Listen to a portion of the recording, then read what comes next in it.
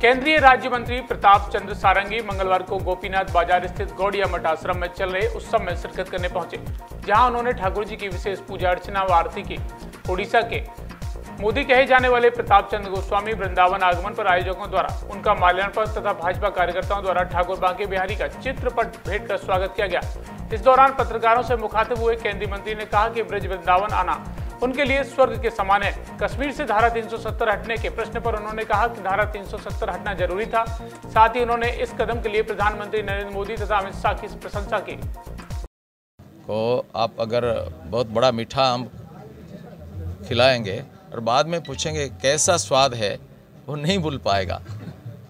ऐसे ही ये इसको मैं बोलता हूँ कि ये अनिर्वचनीय, इनडिस्क्राइबेबल ऐसा आनंद की अनुभूति ये पवित्र धाम में भगवान श्री कृष्ण की चरण रज से पवित्रकृत भगवान श्री कृष्ण चैतन्य की और विजय कृष्ण जी की, ऐसा कई हजारों संतों की चरण रज में ये पवित्रकृत ये धूली, ये वृंदावन के राज्य, ये अहोभाग्य हम इधर आ गए हैं और ऐसा दिव्य आध्यात्मिक स्पंदन में कुछ समय बिताने का सौभाग्य मुझे प्राप्त है। इसलिए मैं अत्यंत धन्य गदगद महसूस करता हूँ।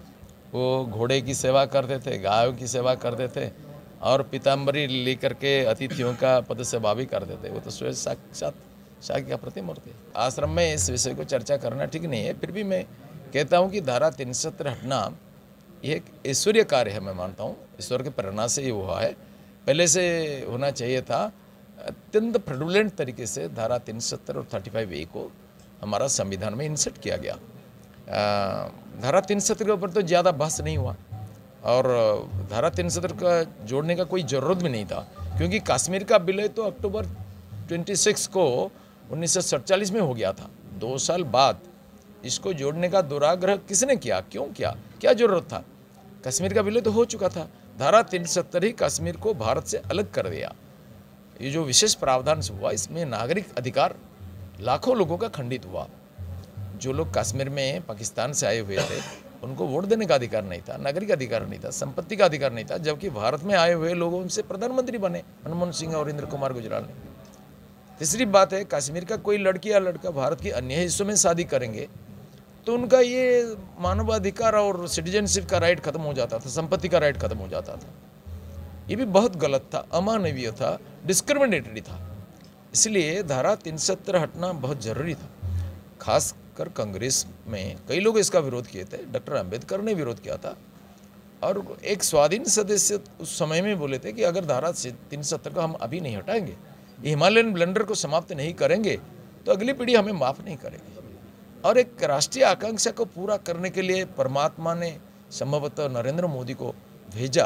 राष्ट्रजन्य की इस ज्वाला से, इस यज्ञ कुंड से एक विभूति के रूप में नरेंद्र मोदी और अमित शाह पैदा हुए और ये इनको हटाए। और 35 से तो बिल्कुल ऐसा संविधान में कोई धारा अनुच्छेद जोड़ा जाएगा, इसका 2 ही तरीका है। एक है संविधान प्रणयन सभा यानी कॉन्स्टिट्यूएंट असेंबली में काफ़ी बहस के बाद इसको पारित किया जाएगा। दूसरा है 2/3 मेजोरिटी में पार्लियामेंट में ये स्वीकृत होगा। ये दोनों तरीके को छोड़े एक गलत तरीके से राष्ट्रपति जी को प्रभावित करके पीछे की गली से इसको संविधान में जोड़ा गया और उसी तरीके से उनको बाहर निकाल दिया गया। इसमें कश्मीर अब भारत का अविच्छेद्य अंग बन गया है। विकास के रास्ते पर कश्मीर दौड़ चल पड़ा। आज भी मैं इसमें एक मत हूँ, मेरा कोई अपोलिटिकल फीलिंग नहीं है। ये मैं मानता हूँ जो भारत को टुकड़ा टुकड़ा करने तक हमारा जंग जारी रहेगा कहते हैं, जो अफजल गुरु का जिंदाबाद करते हैं, जो हमारा देश का जवानों को मारा है, हमारा पार्लियामेंट को कब्जा करने की साजिश कर रहा था, और जो पाकिस्तान का जिंदाबाद करते हैं, वही भारत माता के जयगान करने से कुंठित होते हैं। भारत में रह करके हमारे दरिद्र करदाताओं के पैसा से मौज करते हुए जिन्होंने भारत माता की जयगान करने को हिचकिचाहट है और पाकिस्तान का जिंदाबाद करते हैं, मैं समझता हूँ वंदे मातरम का अर्थ क्या होता है, भारत माता की जय। जो ये नहीं कहेंगे उनको भारत में रहने का कोई हक नहीं है। ये ऐसा तो कई दिव्य अभियान मोदी जी ने चालू किया है। 11 सितंबर से अक्टूबर 1 तारीख तक यानी आज तक वो प्लास्टिक विमुक्ति का अभियान, जन जागरण, ये सब काम हमने किया मोदी जी के प्रेरणा से।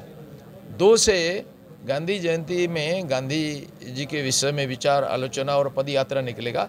मैं भी जाकर के उड़ीसा में एक पद यात्रा में अंशग्रहण करने वाला हूँ कल से। और गांधी जी का जो जीवन सिद्धांत है, जीवन मूल्य है, गांधी जी का शरीर को जिन्होंने ख़त्म कर दिया नाथूराम, उनको फांसी मिला है और मिलना भी चाहिए। लेकिन गांधी जी का आत्मा और जीवन मूल्यों का जिन्होंने ख़त्म किया, उनको कुछ नहीं मिला, कुर्सी मिला। गांधी का जीवन मूल्यों को किसने ख़त्म किया?